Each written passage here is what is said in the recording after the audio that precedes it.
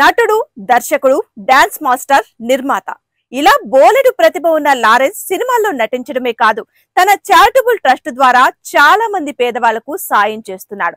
ఇప్పుడు ఒక పేదింటి ఆడపిల్లకు చేసిన సాయం అందరి మనసుల్ని గెలుచుకుంది. శివగంగ జిల్లాలోని సుక్కనాంపట్టికి చెందిన ముత్తు కరిప్పికి ఇద్దరు ఆడపిల్లలు, ఒక మగపిల్లాడు. ముత్తు కరిప్పి ఆమె భర్త కూలీలు.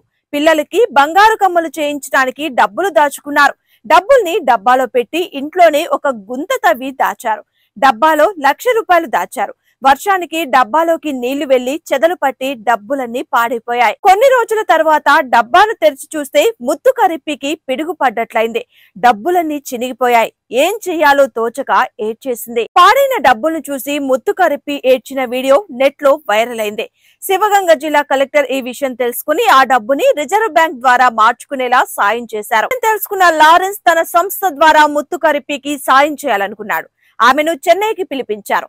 పోయిన డబ్బుల్ని తిరిగి ఇచ్చాడు. లారెన్స్ ఇచ్చిన డబ్బులు తీసుకుని ముత్తు కరిప్పి కన్నీళ్లతో కృతజ్ఞతలు చెప్పిన వీడియో నెట్ లో వైరల్ అవుతుంది. సామాజిక మాధ్యమాల ద్వారా ఈ విషయం తెలిసిన లారెన్స్ ఆ కుటుంబానికి సాయం అందించారు.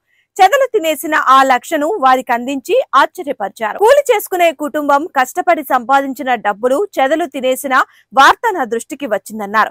వారి బాధ నా హృదయాన్ని కలిచివేసిందని, వాళ్లు కోల్పోయిన మొత్తాన్ని తిరిగి అందించడం ఆనందంగా ఉందన్నారు. ఈ విషయాన్ని నా వరకు తీసుకొచ్చిన మీడియా ప్రజలకు ధన్యవాదాలు ఎక్స్ వేదికగా పోస్టు చేశారు.